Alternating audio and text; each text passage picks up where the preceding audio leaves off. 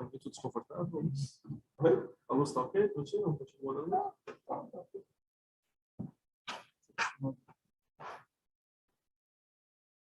Então tá, muito boa noite para todos que estão nos assistindo hoje. Segundo dia da Semana da Refrigeração da Unisul. Hoje a gente está aqui com o professor Carlos Muabad, ontem a gente falou com o professor Joaquim. E amanhã a gente vai falar com o professor Josué e finalizar com o professor Marcelo na quinta-feira, falando sobre qualidade do ar. Professor Muabad, muito obrigado por ter aceitado o nosso convite, por ter vindo aqui hoje, se deslocado até aqui, está disponível aqui para a gente nessa noite, né? Primeiro de tudo, né, antes do professor Carlos Muabad se apresentar, eu gostaria de comentar que até agora há pouco nós estávamos com o link do certificado de ontem, e durante a apresentação de hoje, bem pertinho do final da apresentação de hoje, eu vou disponibilizar um link para quem quiser o certificado de hoje, para, por exemplo, estar utilizando como hora extra classe num curso de graduação, técnico ou que precisar, tá bom? E depois eu vou estar encaminhando por e-mail. Professor, obrigado novamente. Se quiser se apresentar, dá uma boa noite para todo mundo. Okay. Obrigado, Alex. Boa noite a todos que estão nos ouvindo, né? Obrigado pela Unisul, pela oportunidade de nós participarmos desse evento, né? E obrigado pela lembrança do nosso grupo ali, né? Para a gente divulgar e contribuir aí para crescimento, né? Da área de refrigeração e climatização, né? Que é super importante, como já foi, né, comentado ontem pelo professor Joaquim, super importante no nosso estado, né? É uma área muito carente de recursos humanos e aí nós já estamos, né, no Instituto Federal, nós já temos esse curso há muitos anos, tentando contribuir e cada vez mais necessário essa parceria, inclusive, né, entre as diversas instituições, para potencializar realmente a formação de recursos humanos para essa área que é muito carente e muito necessária. E para quem está assistindo em casa, não esqueçam que vocês podem a qualquer momento estar fazendo uma pergunta no chat, que eu estou de olho aqui no celular para ver as mensagens, tá? Alguns alunos já entraram aqui, o Joaquim, o professor Joaquim, que estava aqui ontem com a gente, já está online com a gente, o Lucas Felipe, o Mauro, o Ângelo Moro, o Marlon, o Jacir também já estão aqui dando boa noite para nós aqui no chat, e qualquer um que queira fazer uma pergunta para o professor, pode estar mandando aqui no chat, que eu estou de olho direto, tá bom? Professor, eu imagino que não foi ontem que começou na área da refrigeração, né? Eu acredito que qual foi o ano que se formou na graduação ainda? Me formei em 1990 na Engenharia Mecânica da Universidade Federal de Santa Catarina. 1990. E já comecei a trabalhar com refrigeração ainda na graduação, né? Ontem se comentou sobre a capacitação, né, dos estudantes, né? Ainda na graduação, né? Com auxílio do CNPq, como Bolsa de Iniciação Científica do CNPq, já comecei a trabalhar diretamente com refrigeração desde 1989. Né? Então, já são aí, já bons 33 anos né? Militando na área, muita coisa já lemos, já estudamos sobre isso. Bacana, provavelmente participou de muita construção da área de refrigeração e viu muito a refrigeração que no estado crescendo. Com certeza. E depois seguiu para o mestrado e doutorado na área de refrigeração. Isso. Eu me formei, então, em 1990, cheguei a trabalhar na iniciativa privada, né? Trabalhei na Embraco, né? A Empresa Brasileira de Compressores, como o professor Joaquim lembrou ontem, né? Uma das maiores fabricantes mundiais de compressores herméticos de refrigeração, em Joinville, né? Trabalhei um tempo ali, depois eu retornei buscando uma maior capacitação, né? Comecei o mestrado em Engenharia Mecânica também na UFSC, né? Comecei em 1992, concluí em 1995, né? Também focado na área de engenharia e ciência térmica, e o estudo especificamente foi um estudo estritamente, diretamente na área de refrigeração, né? Refrigeração de pequeno porte, né? E desde 95, aí, então, ingressamos na então Escola Técnica Federal de Santa Catarina, que hoje se transformou em Instituto Federal de Santa Catarina, né? IFSC, e no curso, na época, curso técnico, né, de refrigeração e ar-condicionado, né, onde eu tenho trabalhado desde então, né? Então, desde 1995, então são mais aí 27 anos trabalhando com docência e pesquisa e extensão na área de refrigeração e climatização também. Pô, bacana.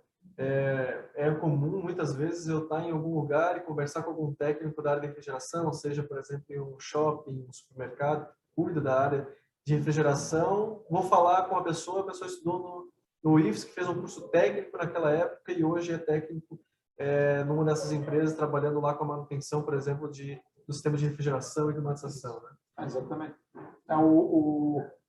Esse curso nosso ali do IFSC, né, que fica no campus São José, a cidade aqui ao lado de Florianópolis, ao lado aqui de onde nós estamos, Palhoça, né? Ou seja, abrange toda a região da Grande Florianópolis. Esse curso já existe desde 1988, 89, por aí. Formou a primeira turma em torno de 1992, né? E desde então são 400, 300, 400, eu não me lembro de cabeça agora, mas uma boa legião de técnicos formados, né? Ou seja, a presença da instituição aqui realmente ajudou a contribuir para criar aqui um polo, né? Um polo de concentração de profissionais aqui, né? Que nesse meio tempo, obviamente, a região cresceu, né? Muitas instalações novas, shopping centers foram construídos, instalações de hospitalidade, né? Hotéis e toda a infraestrutura voltada para veraneio, né? Voltada para férias de verão, né? Então, que também demanda muito ar-condicionado, né? Então, a área, como em todo o Brasil, né? A área aqui na região da Grande Florianópolis cresceu muito, né? E aí nós temos a satisfação aí de constatar que a gente conseguiu contribuir bastante, né? Para o desenvolvimento do mercado de trabalho aí, fornecendo os profissionais para atuarem aqui, né? Inclusive profissionais que não atendem só a região da Grande Florianópolis, né? Em algumas situações até atendem instalações espalhadas pelo estado, né? E até pelos estados vizinhos, né? Dependendo do porte da empresa. Bacana. Hoje a gente vai falar sobre inovação, né? Ontem a gente falou sobre a história da refrigeração e hoje a gente avança para a área de inovação. Só que hoje a gente vai estar falando um pouco de inovação. Daqui a um ano isso já é história. O ano que vem, possivelmente, daqui a um ano e meio, possivelmente a tecnologia já está ultrapassada e já está falando já vai estar falando sobre outros sistemas, outros fluidos refrigerantes, outros sistemas de compressão e tudo mais. A primeira coisa que eu gostaria de abordar hoje é como é que o futuro engenheiro que está nos assistindo, o futuro técnico, o futuro engenheiro, ou quem já terminou engenharia e está pensando em se especializar, ele consegue se atualizar e não deixar o tempo passar, né? Tá sempre se atualizando. Onde é que ele consegue buscar essas informações para estar sempre próximo ao estado da arte da refrigeração?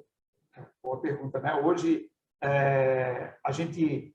Quando eu lembro, para fazer o contraponto, eu lembro quando a gente se formou, né, na época, no final dos anos 80, começo dos anos 90 do século passado, a gente não tinha internet, não tinha nada, né? E não tinha nem sequer livro importado, né? Então, a gente tinha 4 ou 5 livros, textos que tinham sido editados no Brasil e aquilo era tudo que a gente tinha, né?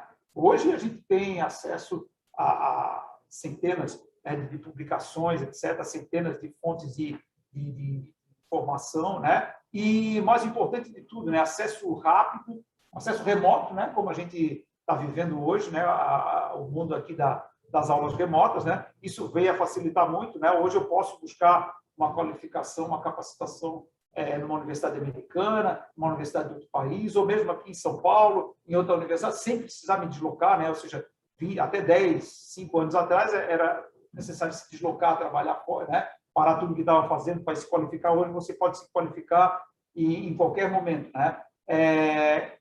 E é super importante isso, quer dizer, isso é uma tendência que não tem mais como voltar atrás, né? Com a velocidade cada vez mais maior do desenvolvimento tecnológico, né? Que a gente vai comentar depois um pouco, né? É praticamente impossível. A gente sempre fala para os nossos alunos, né? Vocês estão 1 ano e meio, aqui no caso do curso técnico, 1 ano e meio, ou no caso da engenharia, 4, 5 anos aqui dentro da escola, né? Dentro da faculdade, dentro do instituto, né? Mas não creio que vocês vão ficar aqui 1 ano e meio, 4 anos, serem moldados e passar o resto da vida trabalhando com aquele 1 ano e meio de estudo, né? Esqueço, isso não existe mais. Hoje, cada vez mais, o aprendizado, o estudo e o aprendizado é constante, né? A escola, né? 5 anos de engenharia, o 1 ano e meio, 2 anos do curso técnico, é só o pontapé inicial, é só a arrancada inicial. Aqui vai dar a base para que vocês possam continuar estudando por toda a vida, né? E isso vai ser inevitável, né? Nós mesmos, né? O que a gente estudou, no meu caso, entre 1985 e 1990, Muita coisa daquilo lá já foi superado, né? Já foi tremendamente transformado, né? Mas a gente, obviamente, precisou continuar se atualizando, estudando, fazendo curso. Eu fiz curso a minha vida inteira, né? Eu praticamente, eu digo, eu estou 20 e poucos anos como professor, mas estou há 48 anos como estudante. Ou seja, desde 5 anos de idade, a gente está estudando e nunca parou. Isso é uma tendência que não vai mais mudar, né? Não vai ter como mudar. A pessoa vai estar constantemente tendo que buscar capacitação, né? E hoje, né, especificamente na área de engenharia, e mais especificamente ainda na área de engenharia de refrigeração e climatização, né, eu vejo como muito interessante as entidades profissionais, né? As entidades, os Estados Unidos, né, os profissionais americanos têm a entidade deles lá que se chama ASHRAE, né, American Society of Heating, Refrigerating and Air Conditioning Engineers, né? É uma instituição centenária já e que desenvolveu, inclusive, grande parte do conhecimento técnico e tecnológico da área de refrigeração e climatização e afins que existe hoje, né? Hoje, os manuais que eles editam, né, os handbooks que eles editam, são consumidos, são utilizados por engenheiros no mundo inteiro, né? E eles oferecem constantemente cursos de atualização, cursos de reciclagem. Eles têm um mecanismo de certificação de profissionais, né? Então, por exemplo, na área de climatização, o profissional que queira se capacitar para fazer simulação térmica de edificações, simulação do comportamento térmico de edificações, que é absolutamente necessário para a engenharia de climatização, né, por exemplo. Então, você pode fazer esse curso de certificação com eles, né, e você é um profissional certificado por eles. Quando o mercado quer buscar um especialista nessa área, né, eles procuram essa instituição indica o rol de profissionais certificados por eles, né? Então, esse é um dos caminhos, né? No Brasil tem tem várias associações também de profissionais, a Abrava, tem a Asbrav, que é sul-brasileira, tem a própria ASHRAE americana, tem um capítulo que eles chamam, né, de profissionais brasileiros, né? Ou seja, existe toda uma quantidade de profissionais do Brasil também que fazem parte da ASHRAE, né? Então, e nas outras áreas da engenharia mecânica, por exemplo, tem a SME, né, American Society of Mechanical Engineers, tem a Congênere brasileira também, né? Então, esse contato, né, nós da academia, né, nós que somos professores há 20 e poucos anos, para nós é natural que a gente participa sempre dos congressos, né, dos congressos técnicos, dos congressos científicos, né? Agora, isso é uma prática que também hoje, cada vez mais, a gente vê nos profissionais da iniciativa privada, né, das empresas, né, que é uma forma de se manter atualizado em relação ao que está acontecendo, né? Hoje você vai para alguns eventos, né, não só da área de refrigeração, nas áreas da mecânica em geral, né, estou falando mais especificamente da área de engenharia, que a gente tem essa experiência, né? E a gente vê hoje nos congressos cada vez mais profissionais da indústria indo lá, né, buscando novidades, buscando coisas e interagindo com os palestrantes, né? Que, muitas vezes o palestrante é da academia, mas os profissionais da indústria chegam lá em peso para se capacitar em relação àquilo ali, para aprender, para tentar enxergar o que eles vão ter que estar usando, o que eles vão precisar estar aplicando nas suas empresas, no seu negócio. Então, isso é uma ferramenta que não tem mais como você abrir mão, né? A capacitação constante. Você vai ter que estar sempre se capacitando e se imbuir desse espírito, né? Você se automotivar-se, né? Ou seja, não dá para esperar hoje que a empresa te mande, não, tu vai lá fazer um curso para se capacitar. Você tem que buscar isso constantemente para a tua própria sobrevivência. Bacana. Uma coisa que tu comentou no início, que eu achei legal, é o que eu ouço muitas vezes dos meus alunos. Olha, estou cursando engenharia mecânica e eu não estou me sentindo tão capacitado para talvez já estar atuando como projetista, projetar um sistema de refrigeração para um grande shopping center, etc, etc. É natural, é normal. Por quê? Porque lá na graduação, depois pode, de repente, complementar bastante isso, né? Tu não vai estar aprendendo tudo a fundo sobre todos os temas. Então, ali ela vai te dar dando uma base, um fundamento para depois construir esse conhecimento. O que a gente falou, até hoje tu está estudando, está 33 anos na refrigeração, sem parar, e ainda continua estudando, porque senão daqui a pouco tu fica obsoleto para o mercado, né? Sim. Então, não sei se pode comentar um pouco mais nesse sentido, né? Porque muitas vezes eu sinto que os alunos, às vezes, se sentem um pouco inseguros. Sim. E eu queria que eles entendessem, até do teu ponto de vista, que é natural. Natural. É o que eu ia dizer, absolutamente natural. Eu acho que, né, assim, os poucos engenheiros que se formaram e disseram, não, eu já sei tudo dessa área, a maioria estava mentindo, né? Devia ter uns 2 ou 3 que talvez tivesse já, por exemplo, né, na UFSC, no curso de engenharia da UFSC, sempre houve essa preocupação muito grande de botar os alunos dentro dos laboratórios para já começar a trabalhar direto com a engenharia, já desde os primeiros anos da graduação, né? Isso era uma preocupação muito grande que existia lá, né? Então, talvez, nessa uma situação, o aluno tenha feito 5 anos de engenharia, já desde o primeiro ano ele estava trabalhando no laboratório lá, né? Então, talvez ele já chegasse, aquilo que ele trabalhava, quando ele se formou, ele sabia fazer, né? Mas essa insegurança que os alunos sempre se manifestaram, e isso é absolutamente normal da pessoal. Ali, os 5 anos de engenharia, né? Boto como comparativo o mercado americano e o mercado brasileiro também é a mesma coisa. Depois de 5 anos de engenharia, pode ser a melhor faculdade. Tu vai para uma grande empresa, tu vai ser contratado como engenheiro júnior, né? Tu vai ficar 2 a 3 anos como engenheiro júnior. O que é um engenheiro júnior? Vai continuar aprendendo, né? Não vai ser nenhum projeto que vai ser colocado na tua mão para tu fazer sozinho. Tu vai ser assessor dos engenheiros sêniores durante 2, 3 anos, carregar piano para os caras e aprender a fazer, né? Exatamente. Isso que aí depois tu se torna engenheiro pleno, né? Ou seja, aí a partir desse momento tu começa a receber a atribuição, a responsabilidade por tocar os projetos e eventualmente vai ser um engenheiro sênior, né? E eventualmente, em muitos casos, né, tu acaba migrando para a carreira mais administrativa, né? Realmente de administrar a parte de engenharia, né? Que aí é um viés todo diferente, assim, né? Mas enfim, isso é absolutamente natural. Eu dou o meu depoimento. Eu estudei a maior parte da minha formação foi focada na engenharia em ciências térmicas, né? Aí nós fizemos mecanismos fluidos, transferência de calor, todas essas coisas. E aí, no último semestre, eu fui fazer a cadeira de ventilação industrial. Aí o professor chegou e nos deu um projeto para fazer. Eu não sabia nem por onde começar. Eu passei 3 anos estudando tudo aquilo, não sei nem por onde começar. E aí fomos correr atrás e fomos fazer, no 5º ano, no último ano de engenharia, um projeto totalmente básico, totalmente tosco ali, meio sofrendo, barbaridade para fazer. E quando tu vai para a prática, tu tem ainda muito mais a aprender, né? Hoje muitas faculdades, né, muitas universidades, não sei até se a Unisul segue por esse caminho, está tentando focar cada vez mais em metodologia orientada a projetos, né?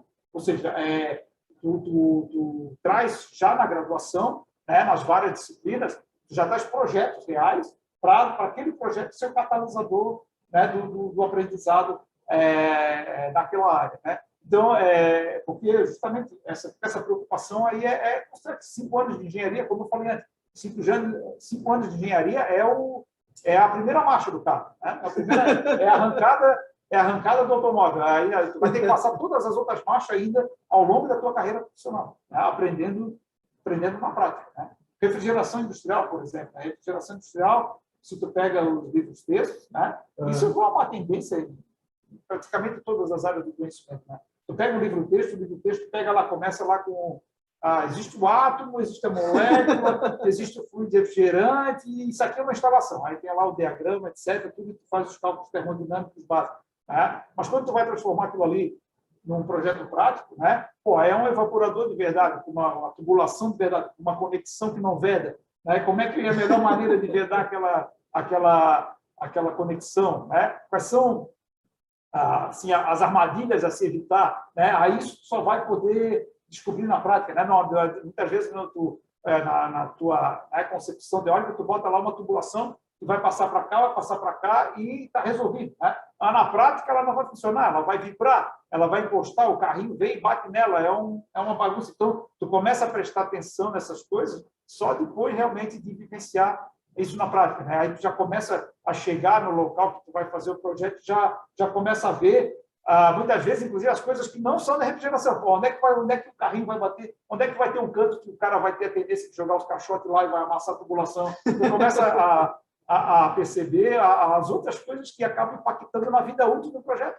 A gente começar a enxergar que o projeto não é só aquilo ali que tu bota no papel e entrega desenhado. É uma coisa que vai ser concretizada e vai ter que operar durante 25, 30 anos, dia após dia, né, com as pessoas muitas vezes sem treinamento técnico, mexendo naquilo ali, né? Então, ou seja, é todo um mundo diferente dos livros-textos, né? Mas aí que está, o estágio dos livros-textos, o estágio dos 5 anos da graduação é absolutamente fundamental, é o primeiro degrau.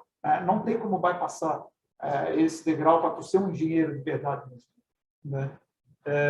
Enquanto a gente estava conversando, o professor Joaquim ele comentou que da importância da base de dados, né, que a gente tem hoje, que muitas vezes os nossos alunos ou pesquisadores que hoje estão na universidade, estão numa pós-graduação, eles estão gerando, né? Sim. E aí é uma coisa que muitas vezes eu comento com os alunos e às vezes alunos de graduação eles ainda não estão no estágio de talvez compreender que eles estão passando ali no desenvolver de um projeto pode servir de base para um próximo não ter que passar aquele trabalho. Então, o fato dele desenvolver um artigo, seja técnico ou mais científico, e publicar isso, é importantíssimo. E é comum, muito comum, dos alunos, muitas vezes, ou até mesmo alguns pesquisadores, não publicarem. Às vezes, porque gera um trabalho e tudo mais, né? Tem que acionar uma revista, tem que mandar lá, tem que fazer as revisões. E como tu falou, né? Uma das grandes fontes de inovação que tu tem de referência, a Escher, é um banco de artigos, basicamente. É um banco de dados que hoje a gente tem acesso. Exatamente. Exatamente. A Escher, especificamente, né, que é a instituição que eu conheço mais de perto, sempre se caracterizou por isso, né? Quer dizer, a instituição se preocupou, né, em identificar no mercado quais eram as principais dificuldades, né? Ninguém sabia direito como fazer para operar compressor de amônia, vamos supor, né? Então eles chamaram o pessoal, os engenheiros que produziam aqueles compressores, chamaram os engenheiros, vamos fazer um grupo de trabalho para identificar quais são as principais dificuldades, chamar os pesquisadores para nos ajudar a resolver e fazer uma norma técnica, né? Então, aí que está a organização, e aí que está em proveito de toda a comunidade, né? Ou seja, não era uma pessoa gerando trabalho e guardando aquele trabalho para si, né? Era Sim. No sentido de disseminar para ajudar o desempenho, né?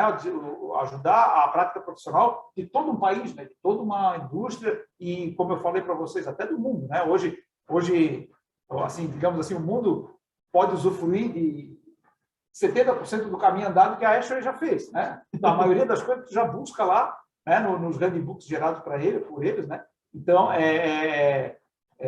digamos assim, essa disseminação de informações, de conhecimento é super útil, né? E quem participa disso também alavanca, né? A sua própria situação, né? O que são as empresas americanas de refrigeração e climatização hoje, né? São conhecidas no mundo inteiro, não só por exportarem tecnologia, mas também pela divulgação do que se fazia dessas marcas através desses canais, né? Através dessas publicações, através desses manuais técnicos, né? Através de artigos em congressos, etc., né? que se faz através da associação e pela própria empresa, né? Então, essa disseminação de informações, obviamente, é super importante em todos os níveis de conhecimento, né? Em todas as áreas, e na engenharia também é fundamental, né? Bacana. Já que a gente está falando tanto desse banco de dados, de informações mais atualizadas, para quem está em casa assistindo, né? Quais são as tendências que o mercado de refrigeração está seguindo hoje, né? Quais são as tecnologias que a gente daqui a pouco vai visualizar, ou daqui a 1 ano, daqui a 2 anos, em breve, a gente vai estar, os engenheiros que estão se formando, estão aí no quarto ano de faculdade, vão se formar e vão se deparar no mercado, assim, para de repente eles já se adiantarem, já darem uma pesquisada, lerem uns artigos, para se prepararem. Como o professor Joaquim contou ontem, né, da história da refrigeração, a evolução tecnológica da refrigeração, no momento que foi criado o fluido refrigerante CFC, o clorofluorocarbono, encontrou, digamos assim, uma solução praticamente ótima. né, para o processo de refrigeração, né, de alimentos, o processo de resfriamento do ar, que é a climatização, né? Era uma máquina relativamente robusta e nós tínhamos um fluido refrigerante que era extremamente termodinamicamente muito eficiente, né? E seguro, não era inflamável, não era tóxico, né? Não interagia, não tinha uma reatividade grande com outros materiais dentro do sistema de refrigeração, né? Então, digamos assim, na seleção natural das tecnologias, né, o sistema de compressão mecânica de vapores, que é o sistema típico, né, de um refrigerador, de um split, da maioria dos equipamentos, né, esse sistema, essa configuração de sistema praticamente se instalou, passou a dominar, digamos assim, totalmente o mercado, né? Aí chegou, como o professor contou, o Joaquim contou ontem, quando se descobriu que o CFC era um agente, né, era um fluido que, liberado na atmosfera, né, justamente por ter baixa reatividade, ele se acumulava na atmosfera, né, e esse acúmulo na atmosfera fazia com que ele chegasse à estratosfera, e lá sim a estratosfera, devido à maior incidência de radiação lá, ele era decomposto, né, quimicamente decomposto, e aquelas moléculas ali destruíam a camada de ozônio. Né? A destruição da camada de ozônio seria uma catástrofe ambiental sem precedentes, né? Pode-se dizer, a médio prazo, o fim da vida na Terra, digamos assim, né? Então, foi um alerta generalizado, ó, não podemos mais ter CFC, né? No momento que perdemos esse fluido refrigerante, perdemos digamos assim, perdemos o chão na área de refrigeração e climatização. Tá? 97% das máquinas eram com aquela tecnologia e com aquele fluido. Né? Então, a refrigeração passou, a refrigeração que até por causa dessa praticidade, dessa comodidade desse sistema, ficou durante, digamos assim, um bom tempo sem grandes inovações tecnológicas. Né? Quando veio essa pressão da eliminação do fluido, aí a área de refrigeração teve que correr atrás, né? E passou a ser talvez uma das áreas com maior quantidade de inovações possíveis, né, sendo estudadas até hoje. Né? Enfim, os fluidos substitutos do CFC, né, até hoje não encontramos nenhum fluido refrigerante equivalente a ele, né? Ou seja, todos os fluidos atualmente, né, ou são inflamáveis, ou são tóxicos, né? Tem uma alta reatividade que faz com que eles interajam com outros componentes do sistema de refrigeração, com óleo, com plástico, borrachas, etc. E aconteça, digamos assim, um monte de problemas técnicos, né? Ou seja, que afetam a eficiência da máquina e a vida útil da máquina. Né? Então, esse passou a ser o principal fator a induzir a inovação na refrigeração e na climatização. Né? A necessidade de, por um lado, ou tem que trabalhar de maneira cada vez mais eficiente e segura com esses fluidos que nós conhecemos, ou tentar encontrar uma tecnologia alternativa. Né? Então, no primeiro momento, milhões de máquinas instaladas, né, para utilizar aquela tecnologia e aquele fluido refrigerante, o foco foi principalmente nos novos fluidos refrigerantes alternativos. Né? Fluidos refrigerantes que pudessem ser colocados nas máquinas já existentes, né, e continuar produzindo máquinas novas, né, e que não precisassem mais utilizar o CFC. Né? Mas, ao mesmo tempo, começou a se buscar outras tecnologias alternativas, né, que talvez não precisassem do fluido refrigerante. Né? Então, ao mesmo tempo, né, o outro grande indutor do desenvolvimento tecnológico, e isso não só na refrigeração de todas as áreas, é a questão energética, né? A necessidade de você conservar a energia, né? Reduzir o consumo de energia. Né? Porque, como a gente sabe, a geração de energia, né, basicamente elétrica, mas não só ela, né, a utilização de todo tipo de máquina e motor que utiliza combustíveis fósseis, né? A geração de energia e a utilização de combustíveis fósseis também tem um alto custo, um alto impacto ambiental, né? Que é o efeito estufa, né? A geração de CO2 e o acúmulo de CO2 na atmosfera, né? Ou seja, se você parar para pensar nos combustíveis fósseis, né? Petróleo, carvão, gás natural, tu está tirando bilhões de toneladas de carbono que estão dentro da crosta terrestre, queimando e jogando para a atmosfera. Né? E da atmosfera não tem para onde ir. Então, ela vai se acumular na atmosfera. É isso o efeito que nós conhecemos hoje, que é a aceleração do efeito estufa, e que também é um fator uma ameaça, problema ambiental, que também é uma ameaça para a vida na Terra, né? Para a civilização como a gente conhece ela hoje. Né? Então, esses dois grandes indutores, né? O problema ambiental e a necessidade de conservação de energia, que, de certa forma, também reflete o problema ambiental, né? Induziram a todo esse processo de inovação. Né? Então, saindo do problema, saindo da tecnologia do sistema de refrigeração por compressão mecânica de vapores, né?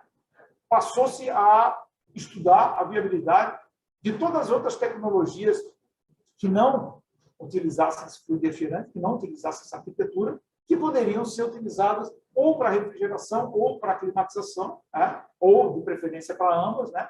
E que pudesse operar de maneira satisfatória. Né? Mas aí que está o grande problema. Né?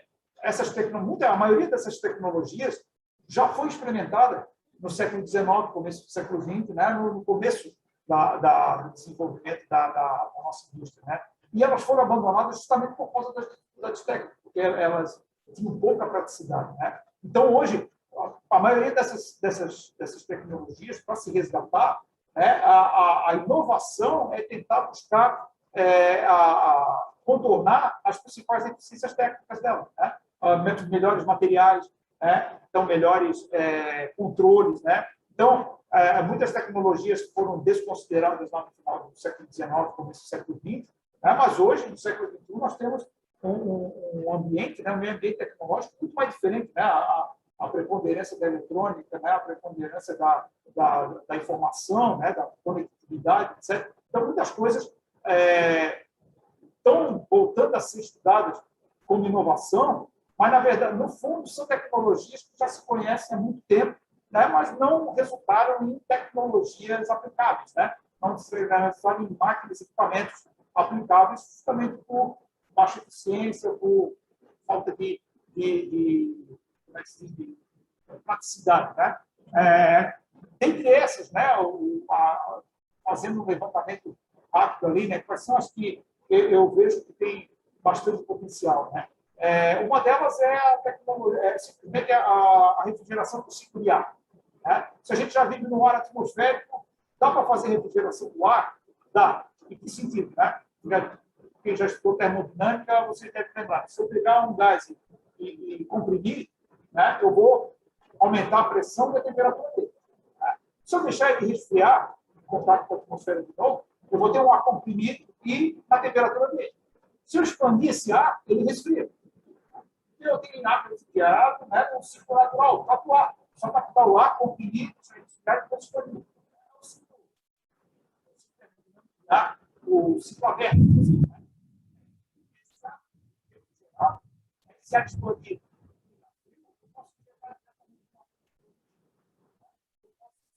Misturar dentro de um ambiente, climatizar o ambiente. Né? Então, na minha opinião, né, essa é uma das principais.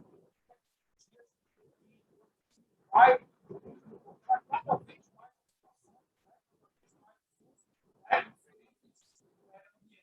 um exemplo, agora, nessa questão da pandemia, surgiu a necessidade de várias vacinas necessitavam de refrigeração. A área de já se. Pois é, vocês podem responder para nós no chat se vocês estão conseguindo nos ver, porque tem bastante barulho de chuva. O pessoal tem um canal de água aqui agora. Vocês conseguem mandar no chat para nós para ver se vocês estão conseguindo nos ouvir. E depois se aproxima um pouco mais do microfone e tenta falar um pouco mais alto. Se puderem responder para nós no chat, acho que eu vou aproximar um pouco a câmera aqui para a gente ouvir melhor.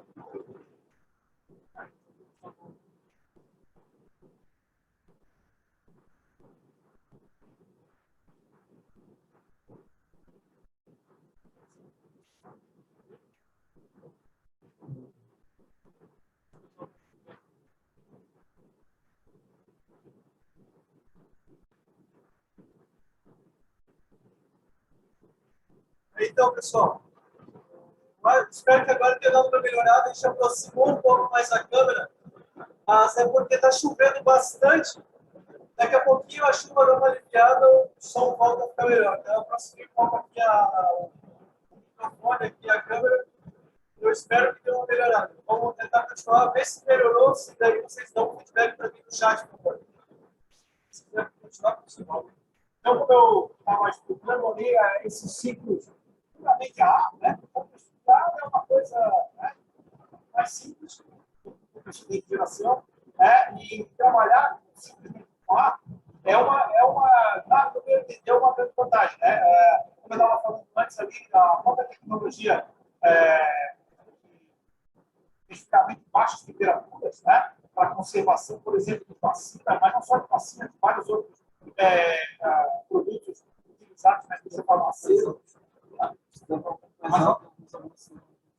A própria necessidade de refrigeração em temperaturas ultra baixas, até de menos 80, menos 100, menos 120 graus, hoje tem sido utilizado esse ciclo de ar, né, dentro de uma câmara fechada. Você, como eu falei, você pega, expande o ar altamente comprimido, esse ar comprimido e resfriado, né, a temperatura ambiente, quando você expande ele, ele vai baixar para uma temperatura bem mais baixa do que a temperatura ambiente. Né? Isso é refrigeração. Né? Então, esses ciclos com ar, eu vejo um grande potencial de uso nos próximos anos, né? Porque aí você está trabalhando com ar, então é um fluido que não tem risco ambiental, é o próprio ar, né? Não é tóxico, não é inflamável, não é nada. A gente consegue fazer tanto refrigeração de baixa temperatura, quanto também climatização. Né? O ar-condicionado de aeronaves, né? O ar-condicionado de aeronaves já é um ciclo de ar. Né? No começo, lá na década de 50 e 60, os primeiros jatos ainda levavam um sistema de refrigeração igual um split desse, né? Compressor, condensado. Imagina o peso que o avião tinha que levar para ter climatização para 120 passageiros dentro daquele charuto lá. Aí depois se desenvolveu o ar-condicionado como ele é hoje, que é um ciclo de ar. Ele pega o ar comprimido da própria turbina, né? Resfria com o ar externo e aí expande e injeta na cabine. Então, está injetando na cabine sempre um ar puro, né? Inclusive para garantir também a qualidade do ar respirado dentro da cabine, né? Com a diminuição de CO2, de respiração, etc. Né? Então, essa é uma das grandes tecnologias que eu aposto. Né? E outra tecnologia... Professor, desculpa, antes de continuar para a nossa tecnologia, mas ontem a gente comentou um pouco com o professor Joaquim sobre a utilização, por exemplo, de gases naturais, né, como o ar atmosférico e tudo mais, para estar fazendo o ciclo de refrigeração. Só que uma coisa que ele comentou olha, 40% da energia hoje que a gente gasta é com refrigeração e climatização. Tá, agora eu vou utilizar um gás que não agride o meio ambiente, mas agora eu vou gastar mais energia para isso. O que seria a solução? Usar um gás mais natural, né? E acabar tendo que gerar mais usinas, talvez, de energia limpa para poder compensar, ou ainda continuar procurando outro gás? Pois é, aí que está. Eu acho que eu digo, né, a humanidade, né, a gente vai ter que continuar prospectando nos dois caminhos, né? Até encontrar, como eu falei, depois do banimento do CFC, não encontramos até hoje um fluido refrigerante que fosse o fluido refrigerante ideal. Né? O professor Joaquim comentou ontem do CO2. O CO2, o próprio gás carbônico poluidor da atmosfera, por incrível que pareça, é um excelente fluido refrigerante. Né? Tem um desempenho térmico excelente, só que ele opera em altíssimas pressões. Né? As pressões usuais de trabalho para ele atender as aplicações de refrigeração e climatização usuais faz com que tu tenha um sistema com uma pressão altíssima. Isso exige um gasto energético muito maior. Né? Então, acaba sendo um sistema que, independentemente, aí que está a questão, né? O sistema isolado acaba sendo menos eficiente do que o sistema anterior. Né? Agora, se a gente pensar com a estrutura como um todo, eu digo, né, novamente, a humanidade como um todo, nós precisamos encontrar formas alternativas de geração de energia. Né? Aí entra o esverdeamento da matriz energética, que seria o uso cada vez maior das energias alternativas, né? Solar, eólica, né? Biomassa, né? A produção de energia a partir de biomassa, as próprias hidrelétricas, né? Ou seja, a geração do grosso da energia com uma matriz cada vez mais verde, ou seja, a substituição definitiva, digamos assim, pelo menos a maior parte da geração de energia à base de combustíveis fósseis, que hoje é a principal matriz da humanidade, né? Carvão, o gás natural e o petróleo e todos os seus derivados, né?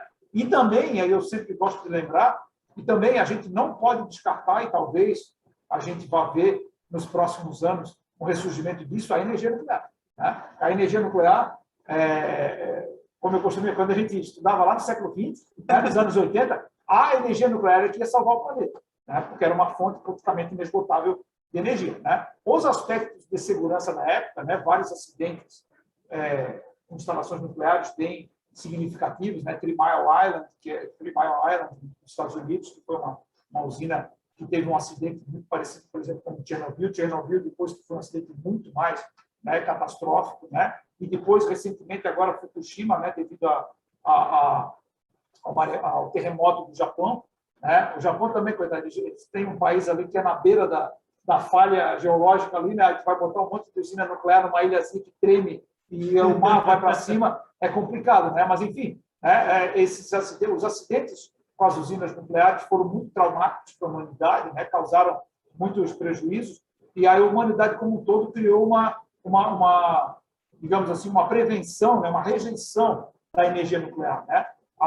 Mas a energia nuclear é uma fonte extraordinária de energia, e eu não acredito que, na minha opinião, né, posso estar errado, e os países, os povos do mundo podem decidir de uma maneira contrária, né?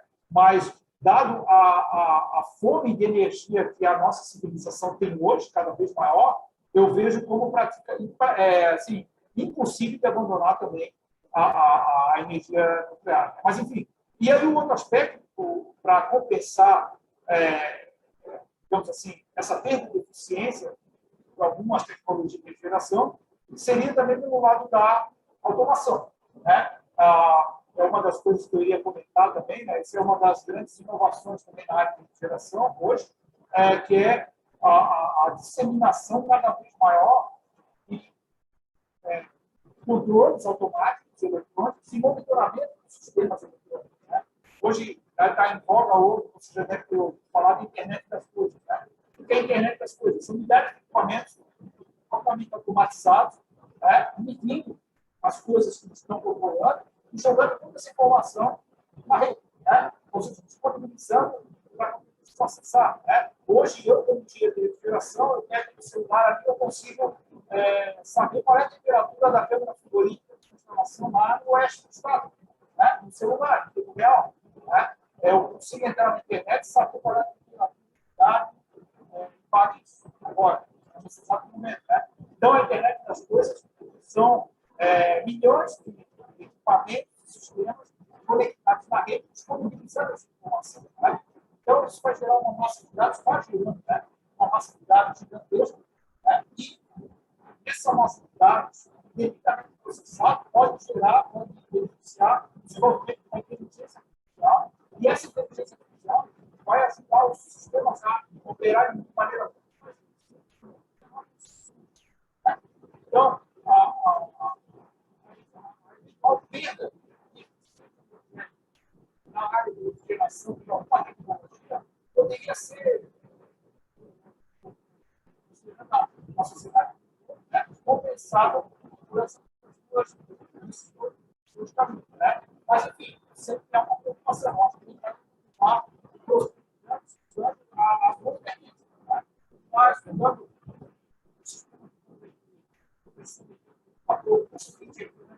mais eficiente, porém,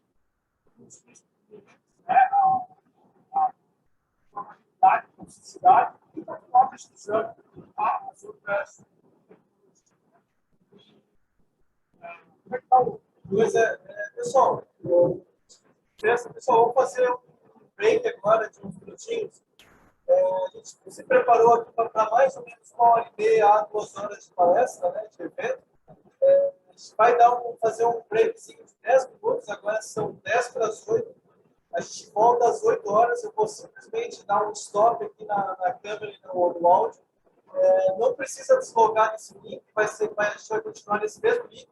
Vocês podem dar um pulinho no banheiro, buscar um café, um chimarrão, quem quiser. Enquanto aí a gente vai ver se a gente consegue melhorar esse áudio. ou esperar, de repente, a chuva já dá uma aliviada, está chovendo bastante nesse momento, por isso que o áudio está um pouco ruim. Tá bom? A gente volta, então, em 10 minutinhos a gente já volta com a transmissão. Tá bom?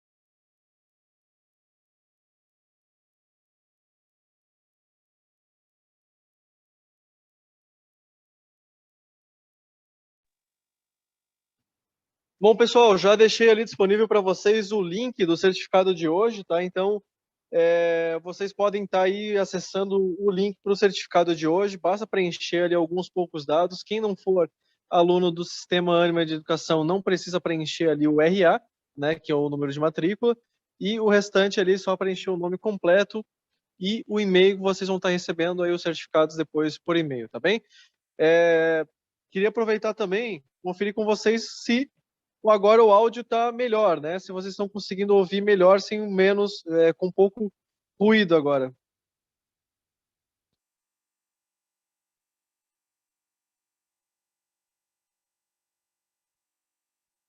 O professor Josué até comentou aqui, enquanto a gente estava falando um pouco ainda sobre inovação, né? Agora há pouco, ele comentou ali sobre as referências do professor Boabad, né? Sobre o fato do professor Boabad ter uma baita experiência e ser umas grandes referências aí nos dias de hoje na área de refrigeração. Então, o Bruno Camilo está nos informando aqui que o áudio está melhor. Já passaram-se aí aproximadamente os 10 minutos. A gente vai dando o retorno aí. Vou estar liberando a câmera aqui e a gente já faz o retorno. Quem já está retornando agora? Opa! O Mauro está comentando aqui, se perguntando se alguém conseguiu acessar o formulário, né? Se alguém conseguir comentar ali com o Mauro se acessou o formulário. Se não conseguirem, utilizando ali direto o texto, de repente acessando pelo QR Code, também, de repente, tem essa ali. No final da apresentação, vou voltar a apresentar para vocês esse formulário, tá bem?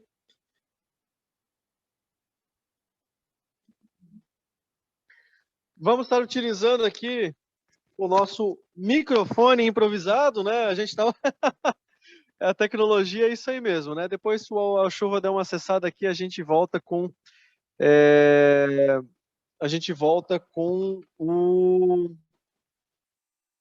o áudio da câmera, tá? O áudio ambiente, exatamente. Beleza. Vocês podem também me confirmar que vocês estão vendo aqui, o principal aqui é a câmera aqui que vocês estão nos vendo, né? Eu acho que não estão mais vendo a tela compartilhada, né? Algumas pessoas estão com dificuldade de acessar aí o formulário, depois eu vou estar compartilhando o link do formulário mais uma vez, e aí qualquer problema que tiver com o formulário, eu faço algum ajuste ali na hora, tá bom? Mas a gente continua então, professor. Vou passar então o nosso microfone. Nosso microfone. Não, então, pessoal, como eu estava comentando ali, existem várias tecnologias alternativas hoje para refrigeração, né?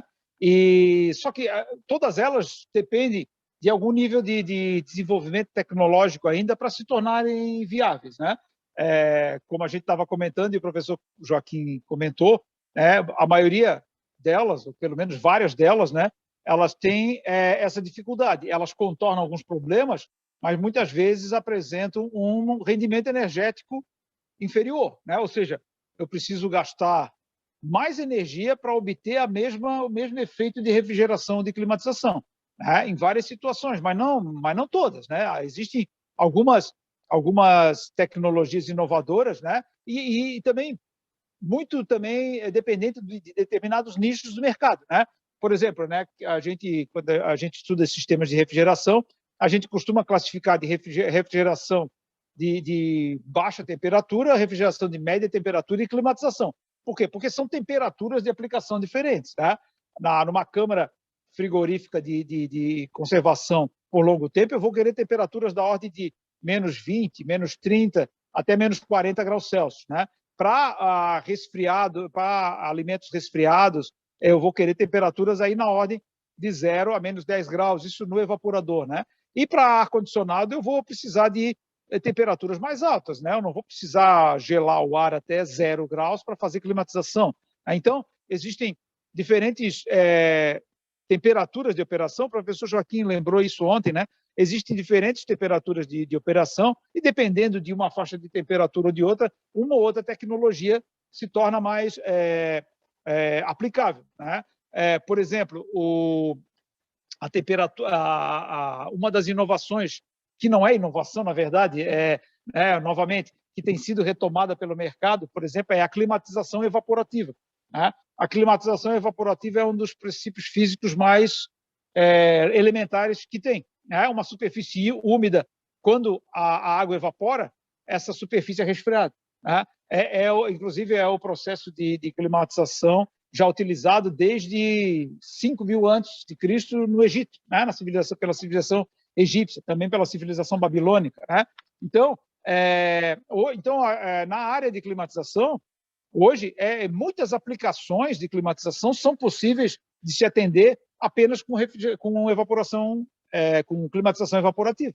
Tá? Então, é uma alternativa nesse nicho. Obviamente, em refrigeração, não vai dar para aplicar essa tecnologia. Né? Já em refrigeração, por exemplo, a tecnologia do ar comprimido, né, talvez resulte em uma solução mais viável. Né?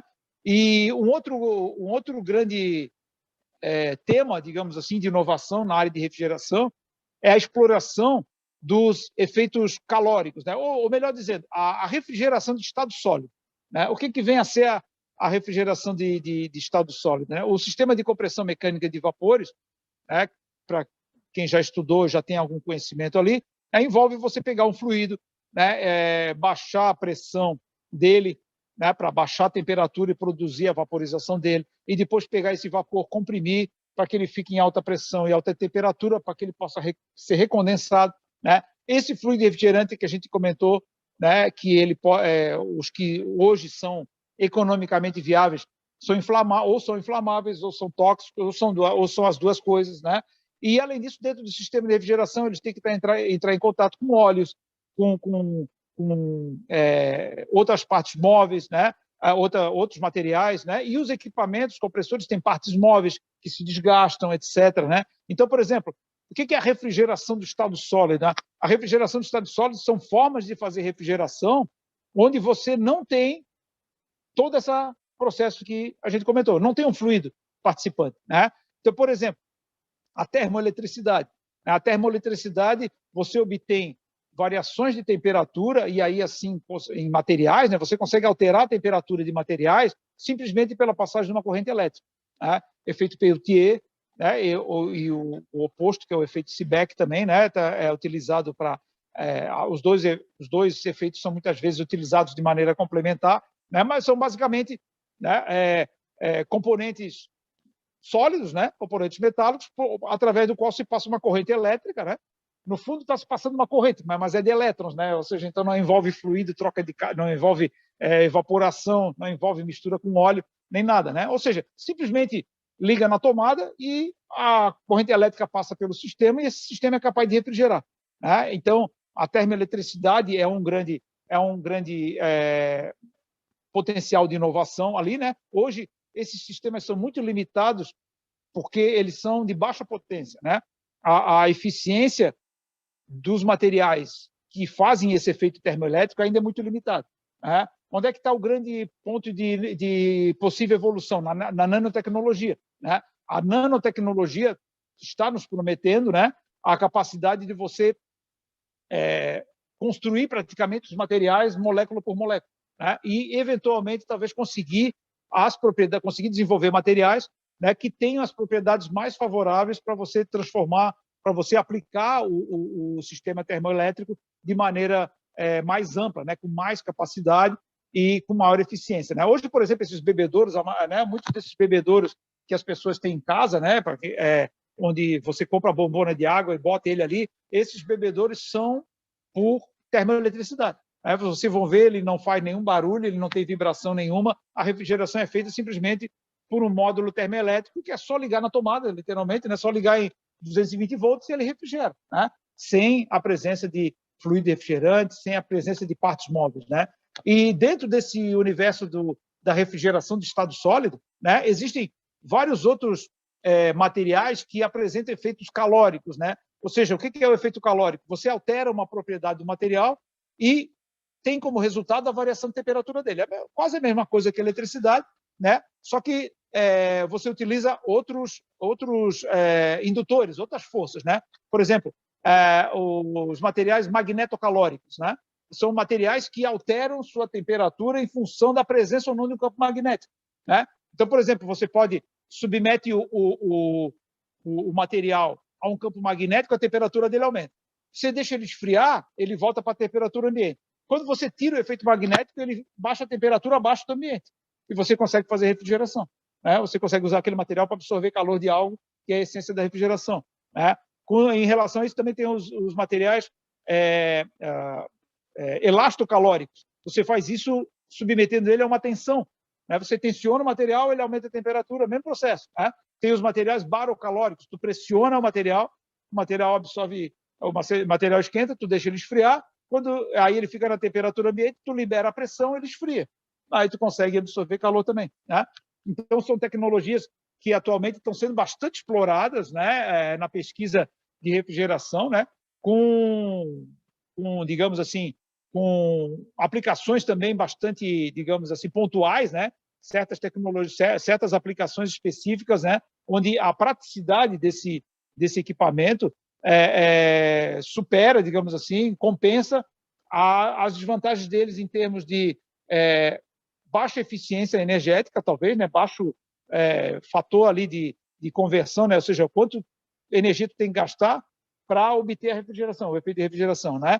E também compensa em algumas situações aí o elevado custo ainda que esses equipamentos têm, né? Porque esses materiais, né, magnetocalóricos, barocalóricos, elastocalóricos, assim, não são materiais comuns do dia a dia, né? São materiais bem mais complexos, etc., né? E, novamente, a nanotecnologia, nesse aspecto, aí também nos promete uma boa evolução, né? Se for possível, você conseguir desenvolver mais e melhores materiais nessa categoria, né? E, por fim, assim, digamos, um outro ramo bastante importante aí da evolução da refrigeração e climatização são os ciclos termodinâmicos não convencionais, né? Ou seja, você sair daquele ciclo de Carnot básico ali, né, e evoluir, construir diversas variações, né? Existem os ciclos Stirling, existem outros ciclos específicos ali, né, que podem produzir refrigeração com outros fluidos não perigosos, não agressivos, mas em todos os casos, né, a complexidade do processo ainda é um grande obstáculo, né? São sistemas, são máquinas mais complexas, mais difíceis de construir, então vão ter um gasto, vão ter um investimento inicial, um custo maior, né? Então, todas essas áreas têm sido prospectadas na pesquisa, né? Diferentes grupos mundo afora, inclusive no Brasil, inclusive aqui em Florianópolis, né? Como o professor Joaquim destacou ontem, né? Aqui na Universidade Federal de Santa Catarina, nós temos o principal laboratório de pesquisa e desenvolvimento na área de refrigeração do Brasil, né? Ligado ali ao Departamento de Engenharia Mecânica, né? Mas ele é um instituto de pesquisa por si só, né? Então, ali, uma das coisas, por exemplo, que eles estão desenvolvendo lá hoje são sistemas magnetocalóricos, né? Sistemas que aplicam esse princípio do magnetismo alterar o material e produzir um efeito de refrigeração, né? Mas, enfim, como eu falei, centenas de grupos de pesquisa mundo afora estão prospectando novas em todas essas áreas, né? Estão tentando desenvolver mais e melhores equipamentos, mais e melhores materiais em todas essas áreas, né? Então, hoje, como eu falei, né, em várias dessas áreas, o desafio aí tem mais a ver com a nanotecnologia, com a engenharia dos materiais, propriamente dita, né? Em outros casos, né, aliás, em praticamente todos os casos, né, tem muito a ver também com a aplicação do controle, de controle e automação, né, a aplicação da eletrônica e da inteligência artificial para melhor gerenciar os equipamentos e fazer eles operarem de maneira mais eficiente, né? Mas o que eu gostaria de destacar é o seguinte, né? É uma tecnologia absolutamente necessária para a civilização como nós conhecemos hoje, né? Não dá, a gente, só para você parar para pensar que a maior parte da população, 90% da população mundial praticamente está concentrada nas áreas urbanas, né? Só que a área urbana não produz alimento, né? O alimento tem que ser trazido cada vez mais longe, cada vez mais de áreas especializadas para a produção de alimento, né? Que é o que a gente chamava do interior antigamente, né? Do campo, né? Mas, de fato, né? E para esse alimento todo chegar nas cidades, ser consumido em condições adequadas e sem desperdício, sem refrigeração é impossível, né?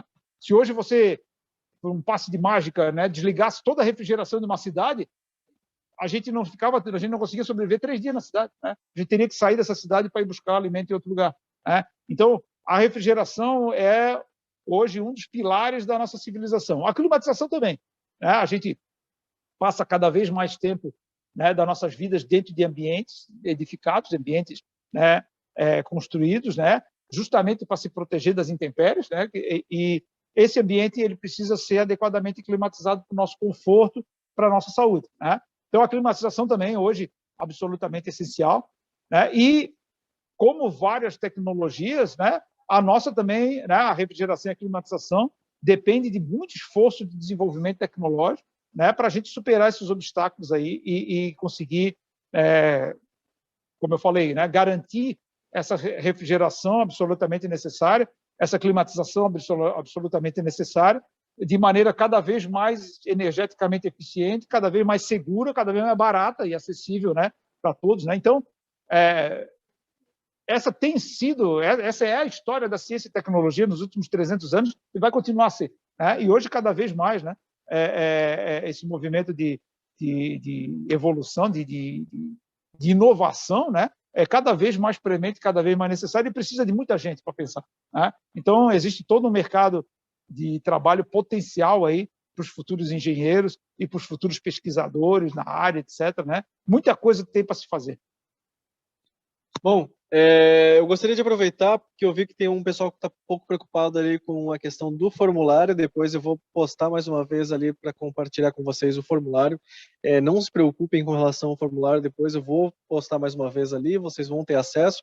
Qualquer dificuldade, depois eu também compartilho com vocês, ou como aconteceu ontem, que o pessoal não conseguiu ter acesso, eu compartilhei hoje logo no início desse vídeo. Então, para quem assistiu ontem e não preencheu o link do formulário, se vocês voltarem no vídeo, lá no iniciozinho da apresentação tem lá o link para o formulário com o QR Code, e o de hoje eu vou repostar para vocês antes de acabar esse evento, tá bom? Eu gostaria de confirmar mais uma vez que com vocês pelo chat, se vocês estão conseguindo nos ouvir bem, tá? Qualquer dificuldade, nos comente ali, eu estou de olho aqui na tela direto. Bom, tu falou sobre diversas tecnologias, mas tem uma que ela, por um período de tempo, ela tá muito no hype, assim, tu olhava o Instagram, aparecia essa tecnologia, tu olhava o Facebook, tu ouvia essa tecnologia, às vezes tu via isso até em alguns noticiários de projetos de pesquisa, de extensão, que as próprias universidades estavam desenvolvendo, que é a célula de Peltier, né? Ali, aquilo ali, pelo fato de muitas vezes estar disponível, por exemplo, num kit Arduino para programadores, para aquele aluno que de repente está fazendo uma graduação, ele tá lá, brincando com aquilo e pensa, por que a gente não faz, de repente, uma geladeira? A gente não faz um refrigerador, a gente não faz um climatizador, a gente não faz... por que a gente não utiliza isso aqui, então, em larga escala? Bom, eu vou botar um monte disso aqui agora, vou encher uma estrutura enorme, e agora eu vou usar só esse cara aqui que não faz ruído, que não usa fluido refrigerante, que só utiliza energia elétrica, que eu posso talvez puxar de uma placa fotovoltaica que está em cima da minha casa. Qual é a dificuldade hoje, né, na área de pesquisa e desenvolvimento, ou até mesmo para as empresas no geral, utilizarem essa tecnologia em aplicações reais? É o custo, né? É a questão da escala, né? Quer dizer, para tu fazer como eu falei antes, gelar uma aguinha no bebedouro ali, né? O custo daquela placa ali para fazer aquele efeito de refrigeração compensa, né? Como tu falou ali, para eu pegar e atender uma carga maior, aí eu vou precisar botar 100 célulazinhas daquela ali, né? Aí a questão do custo e também da eficiência começa a pesar, né? Porque aí são dois aspectos. Primeiro, tu vai ter que, né, colocar 500 plaquinhas de coisa ali para fazer, né, Aí depois, a manutenção. Tu tem que criar um sistema para monitorar dessas 500, qual está falhada, etc. Tudo para poder identificar e trocar. Tem que bolar o circuito elétrico disso tudo, que não seria fácil também, né? E segundo, aí começa a pesar muito a baixa eficiência da célula. Porque o que acontece, né? Um refrigerador, né, comumente, é um refrigerador comum aí, acho que eu não vou estar mentindo aí se eu disser que um refrigerador, por exemplo, ele consegue hoje fazer em torno de 3 a 4 watts de remoção de calor, né? 3 a 4 watts de calor removido para aproximadamente 1 watt de calor gasto, né? Grosso modo, é o COP do sistema, né? Então, ou seja, a estrutura, né? O sistema de compressão mecânica de vapores, tá? Eu esqueci de falar. O equipamento normal, né? O equipamento padrão de refrigeração e de climatização, que é o sistema de compressão mecânica de vapores, né? Quem já estudou ali é o sistema ali, compressor, condensador, dispositivo de expansão, evaporador e um fluido refrigerante fazendo essas trocas ali, né? Esse sistema ele tem essa eficiência, né? Uma célula termoelétrica, essa eficiência no máximo, dependendo da faixa de temperatura também, no máximo vai chegar de 2:1, né? Quando muito, né? Na maioria das faixas de temperatura ali, esse efeito vai ser de 1,5, 2:1. Então, o que acontece? Para fazer uma climatização de um espaço maior, de um refrigerador, por exemplo, eu vou precisar de muitas placas, né? Precisar de muitas placas para atingir o efeito de refrigeração desejado, e durante os 15 anos de uso daquele refrigerador, eu vou estar gastando a cada instante muito mais energia, né? Então, esse que é o principal obstáculo ainda para a célula, para o módulo Peltier, né? Que é o que eu falei, a termoeletricidade, né? Sisteminha, como tu falou, no estado sólido, né? Não faz ruído, não tem vibração, não tem ruído, não tem fluido refrigerante, não tem óleo, não tem essa gambiarra toda, né? Não tem, sempre é bom lembrar também, né? Todos os equipamentos de refrigeração por compressão mecânica de vapores, tu tens um fluido pressurizado ali dentro, né? Tu tens um evaporador com pressão de 2, 3, 4, 6 atmosferas, tem um condensador de 15, 18, 20, 30 atmosferas lá dentro, né? Então, tu tens também um vaso de pressão que pode romper também, né? Então, tem mais esse risco. Nós trabalhamos, né? As máquinas, como são máquinas pressurizadas, com fluidos que são, né? Ou levemente inflamáveis, né? Ou bastante inflamáveis em alguns casos tóxicos, né? E ainda por cima, tudo isso com eletricidade e com toda essa misturada de materiais dentro do sistema ali, né? Então, a refrigeração do estado sólido seria um milagre, né? Se a gente conseguisse resolver tudo com a termoeletricidade, né? Mas, infelizmente, como eu falei, essa que é a questão, né? O baixo rendimento energético, né? E a baixa potência, né? Para eu fazer um split, né? Um split, o menor splitzinho que você aplica por aí, 7.500 BTU, né? Eu já teria que usar centenas de módulos, né? Centenas daqueles módulos pequenininhos, né? Ou talvez algumas dezenas de um módulo de um bebedouro, por exemplo, né? Então, acaba se tornando, na prática, né? A aplicação prática acaba se tornando muito complicada, né? Seria possível? Seria, mas hoje é economicamente inviável, né? Em termos de custo, em termos de operação. Bom, uma coisa que a gente vê hoje em dia, eu vou lá na Cassol, eu vou lá na 1001, eu vejo lá um refrigerador comum, um ar-condicionado tipo split comum, eu vou gastar 1.000 e poucos reais, agora tem um modelo lá, né, bonito, prateado, às vezes com aquele slogan, né, inverter. Aí é 2 vezes o preço, né? 3 vezes o preço. Ali, daí aí o cara olha assim, pô, que absurdo, né? O dobro do preço, tal, mudou a tecnologia. Bom, a ideia do inverter basicamente é utilizar um sistema eletrônico no qual eu não desligo e ligo o compressor o tempo todo, eu mantenho ele num regime em que eu evito a partida do compressor e a inércia necessária para partir o compressor é que gera um pico de consumo e acaba gastando energia. Beleza. Isso aí, para muitos até já está até um pouco comum entender um pouco sobre isso e tudo mais, né? Entendem que a questão da economia de energia até se compensa eu gastar R$1.000, R$2.000 a mais, talvez num ar-condicionado tipo split. Mas e o compressor linear? que é uma coisa que ainda não, pelo menos, né, no meu dia a dia, não é comum eu visualizar isso em nenhum tipo de equipamento, né? Mas logo que os engenheiros, os futuros engenheiros que estão nos assistindo vão se formar, eles vão se deparar com isso em tecnologias que daqui a pouco eles vão utilizar em algum sistema que eles vão projetar ou algo assim, né? Por que ainda não está no comércio? Por que isso ainda não está implementado? E o que isso vai trazer de inovação que, por exemplo, ou de melhoria, né? Como, por exemplo, o inverter trouxe a questão da economia de energia. O compressor linear, ele justamente, né, por ter um mecanismo ali de compressão simplificado, né, ele permite e utiliza um campo magnético, basicamente, né, ele pode ser operado sem óleo, né? Isso já é uma grande vantagem do ponto de vista do fluido refrigerante. Como eu falei antes, né, um dos grandes problemas da maioria dos fluidos refrigerantes alternativos é a interação dele com o óleo, né, e mais eventualmente umidade, né, água que possa existir dentro do sistema, etc. Né?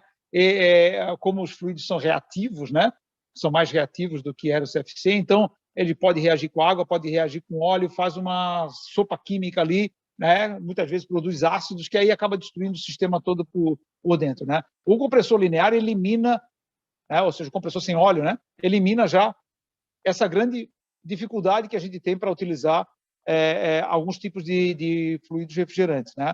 Agora, as outras dificuldades continuam existindo, né? Que é a possibilidade de vazamento, né? a liberação desse fluido na atmosfera, né? no caso de vazamento, né? E ainda tem, digamos assim, o resto dos materiais aplicados, né? no sistema de refrigeração. Alguns fluidos têm reatividade química, né? com os materiais mais comuns ali, né? E o grande problema ainda, eu acredito ainda que seja o custo, né? O custo de fabricação, né? De um equipamento desse tipo, né? De um compressor linear, né? É um dispositivo magnético, né? Então tem as ineficiências inerentes ainda da máquina elétrica, né? Que a gente tem que lembrar que a máquina elétrica também não é 100% eficiente, né? Existe uma ineficiência da máquina, né? Existe perdas por atrito, inclusive perdas magnéticas, perdas elétricas, etc. Né?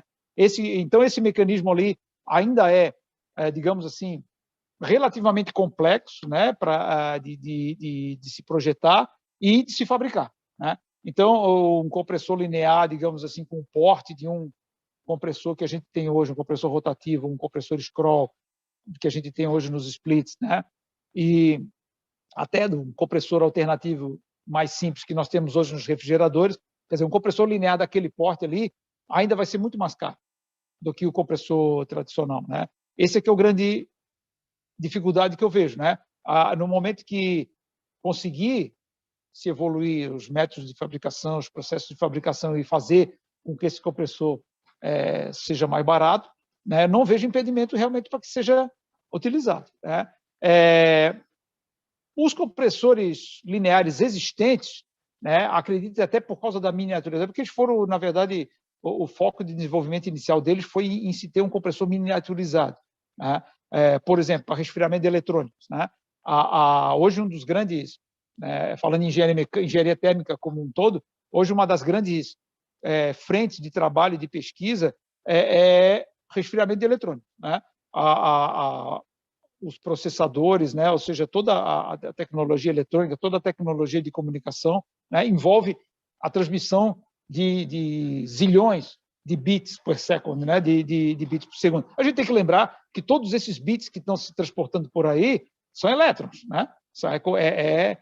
Corrente elétrica, né? E corrente elétrica, pelo efeito Joule, gera calor, né? Então, por exemplo, um gabinete de servidor ali que está fazendo milhões de comutações né, de transmissão de dados por segundo, gera muito calor, né? E a dificuldade de dissipar calor nesses equipamentos é gigantesca, né?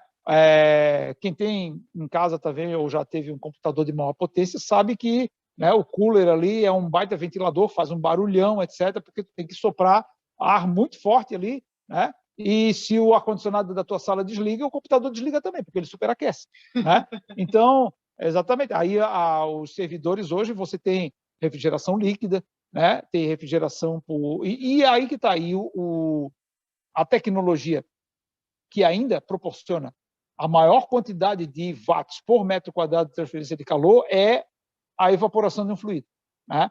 Então, o compressor linear ele veio mais nesse sentido de se conseguir fazer um compressor miniaturizado para que se pudesse fazer um sistema de refrigeração miniaturizado para remover calor de equipamentos eletrônicos, né? de equipamentos de telecomunicações, né? desses racks de servidores, né?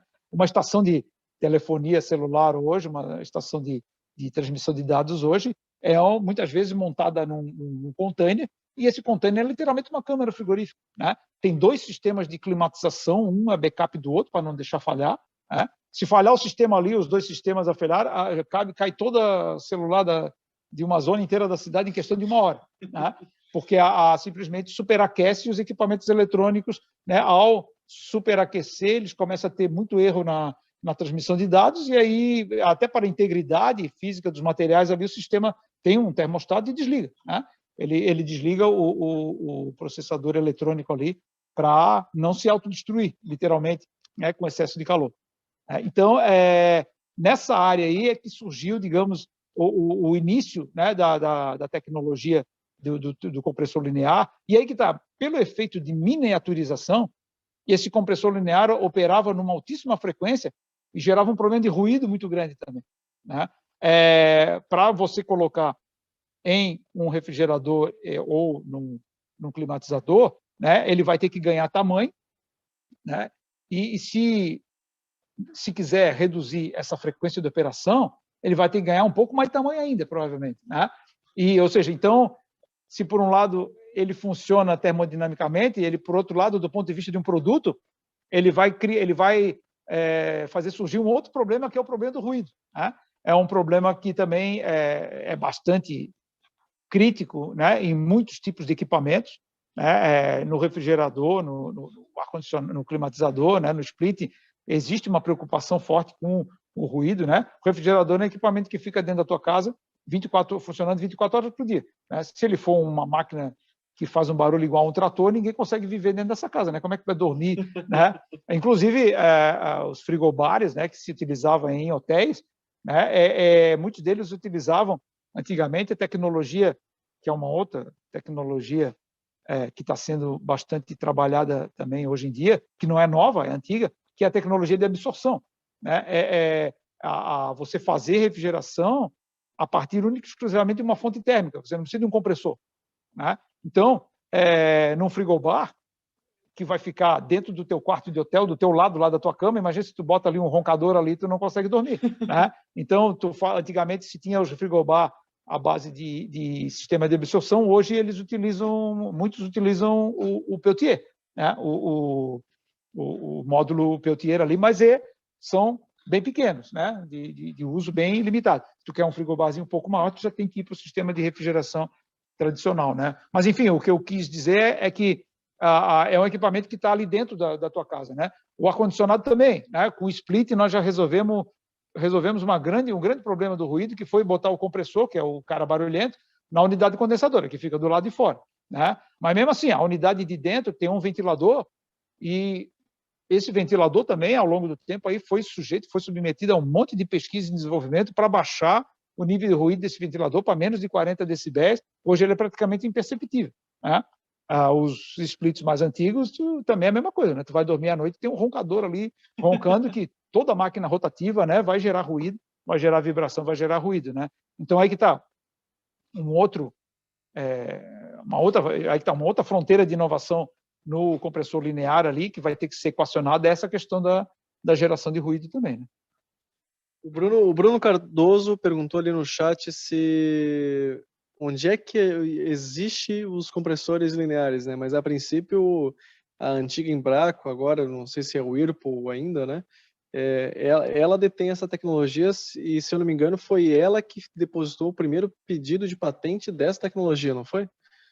Olha, essa informação, não tenho certeza sobre essa tua informação aí, né? Mas a gente sim conhece, né, o desenvolvimento que a Embraco fez aí em cima do compressor linear, né? Como a gente falou, o foco foi no microcompressor, né?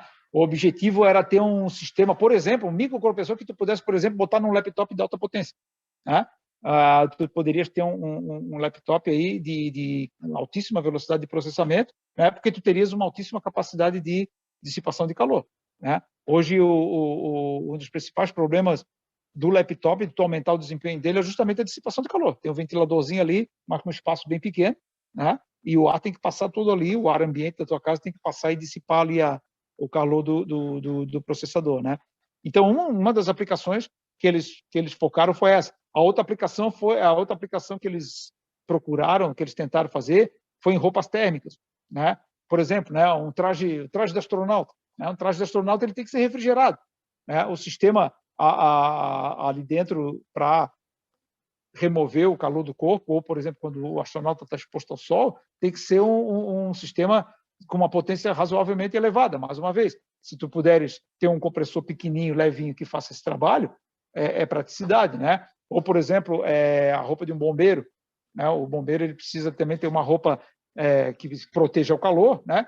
Se ele tiver uma roupa refrigerada, ele tem capacidade de atuar, digamos assim, muito mais dentro do fogo, muito mais tempo próximo do fogo, e muitas vezes isso é crucial para salvar as vidas e salvar patrimônio também, né? Então, uma roupa refrigerada de bombeiro também é uma coisa que está se estudando, que está se trabalhando, eu acredito que até já exista, né? Mineiros também, né? Os caras que trabalham em minas, em exploração de minerais, em ambientes também altamente inóspitos, altamente insalubres, né? Se tiver uma roupa onde ele possa respirar um ar puro, né? Isso se torna possível que ele possa trabalhar na exploração desses minerais. Essa roupa também tem que ser refrigerada, né? A Embraco até testou macacões de pilotos de corrida, né? Pilotos de corrida de automóveis, né? Dentro ali do carro ali, as temperaturas atingem níveis altíssimos, né? Hoje, né, quem acompanha uma prova de Stock Car e da corrida americana NASCAR lá, né? Às vezes na NASCAR eles até botam um termômetrozinho na frente da câmera, bota aquela câmera dentro do carro para filmar o piloto.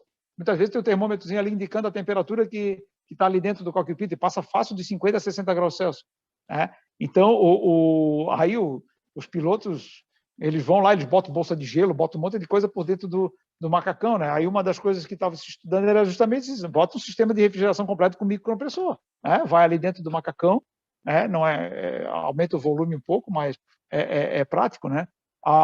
Mas enfim, a Embraco estava desenvolvendo essa maquininha, ela tem uma maquininha sim que funciona, né? Mas assim, sinceramente, eu não acompanhei mais a evolução dessa tecnologia.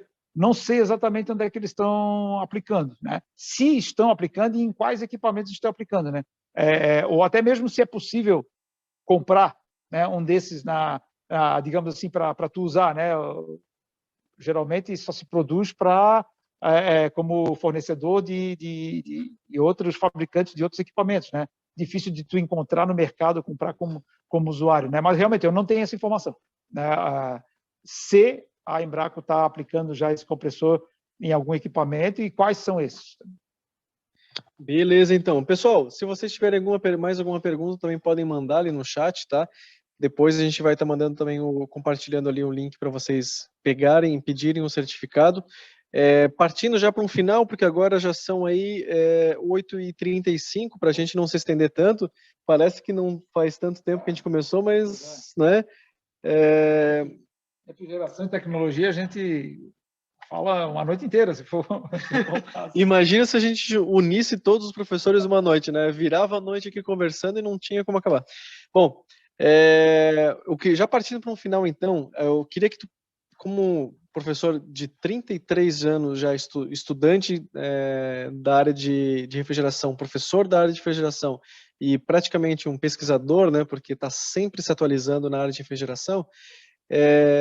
Como é que o profissional hoje, né, futuros engenheiros que estão se formando agora, como é que eles devem se preparar hoje, como é que eles podem buscar mais informações, como é que eles devem se posicionar para estar entrando já, talvez até como tu fez antes na tua graduação, antes mesmo de se formar, já está talvez fazendo um estágio? O que seria melhor? Vai fazer um estágio, começa a desenvolver uma pesquisa, faz o TCC na área de refrigeração, busca centros de pesquisa. O que tu sugeriria de sugestão, né? Daria de sugestão para esses profissionais, para eles talvez serem profissionais ou mesmo pesquisadores na área de refrigeração aí, para a gente já partindo para o final.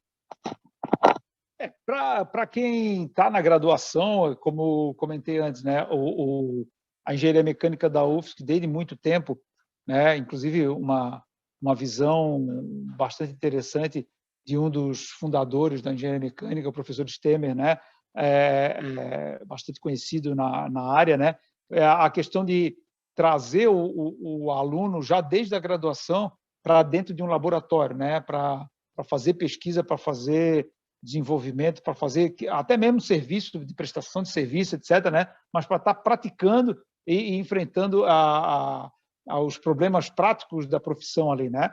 Essa formação é muito interessante, né? Hoje, então, eu diria, né, se você pudesse já trabalhar, enfim, trabalhar como estagiário, como aprendiz numa empresa atuante na área, né, isso seria, de fato, um aprendizado, né? A gente pode praticar isso, né? Isso, de fato, é um aprendizado muito interessante, né? Independente disso, né? Se isso não for possível, né? Dentro das próprias disciplinas, né? Uma preocupação que a gente tem que ter, né? Dentro da graduação justamente tentar aprender, né? A dominar o máximo, o melhor possível, cada uma das disciplinas fundamentais. Tá? Que como eu falei, se você estiver depois trabalhando ali com a refrigeração de dos eletrônicos, né?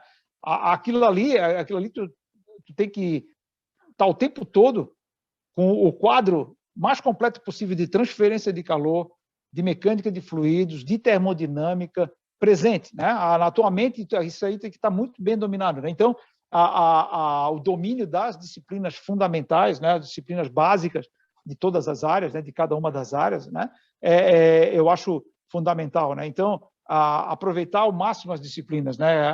Ou seja, tentar explorar, tentar ler assim os exemplos, né? Ir atrás dos exemplos, ler, como a gente falou hoje, né? A informação existente na internet é gigantesca, né? Quer dizer, então é aquele negócio, eu tenho curiosidade de saber justamente compressor linear, né? Vou atrás dessa informação, vou catar, vou formando aí, catando os pedaços e vou tentar trazer isso para a sala de aula e discutir com o professor e talvez bolar um projeto, né? Bolar um projetinho da disciplina, um trabalho prático da disciplina, né? Isso, como professores, nós estamos sempre tentando fazer também, né? Trazer o que a gente vê lá de fora para estudar dentro das disciplinas, né? Ou seja, contextualizar as disciplinas o máximo possível, né?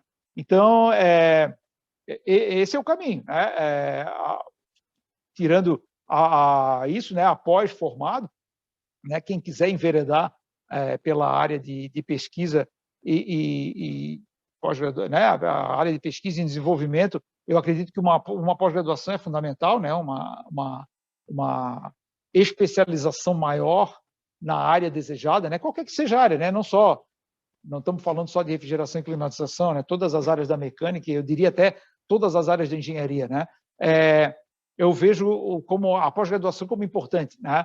Como eu estava falando antes, a humanidade atingiu um estágio, né, de conhecimento muito avançado, né? Então a gente vai 6 anos para a escola, né? E até aos 18 entra num curso superior para aprender uma profissão, e aqueles 5 anos de curso superior é só o primeiro degrau, é só o pontapé inicial. Exatamente. Então, você fez um curso de engenharia mecânica, né?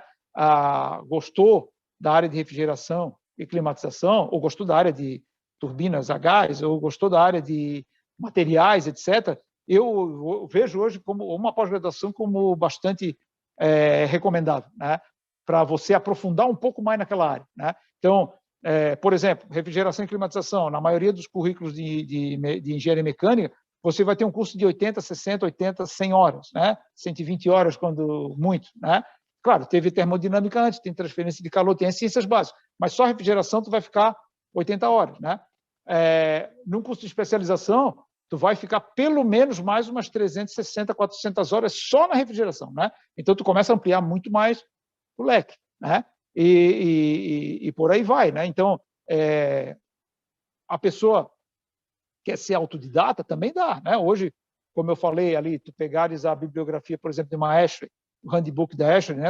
São 4 handbooks, cada um mais ou menos com 800 páginas, né? Cada um desses tu leva um ano para ler, né? Ali tu vai estar também se familiarizando praticamente com todas as áreas da refrigeração e da climatização, com tudo que está sendo praticado na engenharia hoje, né? Então, é possível a autoinstrução é possível? Também né? Mas é sempre bom você estar fazendo isso em contato com o mundo produtivo e em contato com outras pessoas também, né? Quando tu vai para um curso de pós-graduação, tu vai estar lá né, se envolvendo com outras pessoas que têm o mesmo gosto por aquela área, com professores especializados naquela área, muitas vezes professores que vêm ou estão atuando no mercado de trabalho também, né? E aí você estuda a tecnologia específica ali muito mais a fundo, né? E com muito mais visão prática também, né? Então, é por aí, né? A autoinstrução, né? A autocapacitação, né? Hoje é absolutamente necessária em todas as áreas, né? Não tem como você imaginar que fez 5 anos de graduação, não, depois que o diploma, festa de formatura, nunca mais abro um livro. Impossível, né? Isso não tem como. Tu tem que vai continuar tendo que abrir livro por todos os anos da tua vida até acabar a tua vida profissional, né? E se não livro, livro digital, né? Informação, de qualquer forma, tu vai ter que continuar estudando, né? Todos os anos da tua vida, né? Além disso, né? Além do conhecimento técnico, né? Para tu prosperar na profissão de engenharia, né, como um todo, e na refrigeração e climatização também, né, é importante o domínio de um idioma, né? Hoje, estava falando do handbook da Ashley, é tudo em inglês, né? Então tu tem que ter domínio, no mínimo, do idioma da língua inglesa, né? Porque a maior parte, diríamos, talvez 90% ou mais, né, da bibliografia técnica especializada da área está no idioma inglês, né? Vai querer ler um artigo específico sobre uma tecnologia nova, tu vai ter que ver um monte de artigos em inglês, né? Então, o domínio do idioma é absolutamente necessário, né? O domínio das ferramentas de tecnologia de informação, digamos assim, né? Como um todo, né? Usar toda essa conectividade que a gente usa hoje, né? Saber elaborar um documento, saber elaborar uma apresentação, né? Ou seja, essas ferramentas de comunicação, né? Transmitir aquilo que tu aprendeu, ou que tu vai criar, ou que tu vai conseguir transmitir para outras pessoas, né? Isso é absolutamente necessário também, né? E uma outra habilidade hoje cada vez mais necessária em muitas áreas, né? Dominar o mínimo da parte de ciência de dados, né? Aquilo que eu falei antes, a gente hoje tem cada vez mais dados disponíveis das mais diversas fontes, né, gerados pelos mais diversos, inclusive equipamentos operando em campo, etc., né, e saber processar e interpretar esses dados vai ser muito importante para todos os ramos de engenharia, cada vez mais, já era, né? Já era bastante importante, e vai ser cada vez mais importante para muitos ramos de engenharia, né? Aquele volume de dados ali, devidamente analisado, estudado, vai gerar informação nova, né, que vai permitir que a gente evolua o projeto dos sistemas, que a gente evolua principalmente os sistemas de controle, né, desses sistemas, né, o controle eletrônico desses sistemas, né, o controle remoto, o controle automatizado desses sistemas, né. Esse é um dos grandes, digamos aí, novos paradigmas, né. Como eu falei, não é novo, né, sempre foi necessário, mas antes a gente não tinha os dados, né. A gente com muita dificuldade conseguia anotar no papel as pressões e temperaturas de uma instalação frigorífica, por exemplo, né? E depois ela ia pegar aquilo ali era uma fotografia, né? Instantânea, e depois tu ia lá fazer uns cálculos e chegar a alguma conclusão que às vezes não tinha nada a ver, porque na hora que tu mediu o sistema estava não estava no estado normal, digamos assim, né? Hoje não, hoje tu tens sensores de temperatura, sensores de pressão, sensores de potência elétrica consumida pelo compressor, monitorando eles 100% do tempo, né? Então tu não tem mais um ponto medido, tu tens curvas, né? As curvas, né? Os dados registrados ao longo de dias, semanas, horas, meses de operação, né? Toda essa massa de dados aí te dá muito feedback para tu melhorar aqueles sistemas e reprojetar e projetar, mudar o projeto desses sistemas ou aplicar diferentes técnicas de controle e automação, né? Então essa é uma das grandes novidades, digamos assim, né? Na área aí, a importância da ciência de dados, né? Ou seja, saber manipular esses dados, saber trabalhar com esses dados. Perfeito, então. Bom, para quem não percebeu, quem não pegou no início aqui do evento, amanhã nós vamos ter a presença do professor Jesué para a gente falar um pouco sobre a cadeia do frio. Quinta-feira vamos fechar a primeira semana da refrigeração da Unisul e nós vamos fechar com o professor Marcelo. A gente vai falar um pouco sobre qualidade do ar, que é um tema que está em voga agora, né, principalmente por conta da pandemia, né? Então, pessoal, agradeço muito vocês estarem presentes hoje aqui. Todo mundo que está aqui assistindo e que vai assistir, é muito importante esse conteúdo aqui ser divulgado, as pessoas estarem sempre se atualizando, né, como o professor Carlos Boabadi nos falou. Bom, professor, eu queria agradecer bastante estar aqui, né, agora já são quase 9 horas da noite, né, então se dispôs a vir aqui para a gente estar tendo essa conversa, muito obrigado mesmo. Agradeço também aos professores que vão vir nos próximos dias e também que o professor Joaquim, que veio ontem. E vou deixar disponível para ti dar um até mais para o pessoal, se despedir do pessoal, e vou colocar, enquanto isso, pessoal, já o link ali para vocês pegarem o certificado, tá bom? Professor? Ok, obrigado, Alex. A gente sempre fala, né, quando a gente para conversar, para falar do que a gente trabalhou, estudou a vida inteira, às vezes não é nem trabalho, né? Às vezes é diversão. Né? Então, como eu falei antes, a gente se reunir aqui, se a gente quiser, a gente consegue ficar conversando aqui sobre tecnologia, sobre refrigeração e climatização durante horas a fio aí, né? E eu gostaria de lembrar também que, né, as pessoas que quiserem ampliar, digamos aí, acessar mais informações, mais conhecimentos também, né? Além das páginas da Unisul, a gente coloca à disposição também ali o Instituto Federal de Santa Catarina, né? Ali no campus de São José, nós temos, como a gente falou, a gente tem vários cursos, né, de qualificação nessa área, né? E temos também lá o nosso site, né? O nosso ambiente estilo Wikipedia, né? Onde a gente também divulga bastante informação, né? A gente não só para os alunos dos nossos cursos, né? Estando na internet, está disponível para todo mundo, né? Então, a gente se coloca ali à disposição através desses sites aí também. As pessoas que quiserem, né, podem nos acessar também, acessar os nossos correios eletrônicos, né? Os nossos e-mails institucionais lá, né?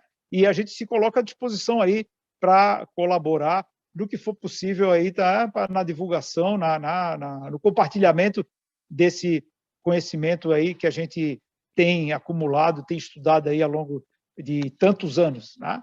Ok. Obrigado.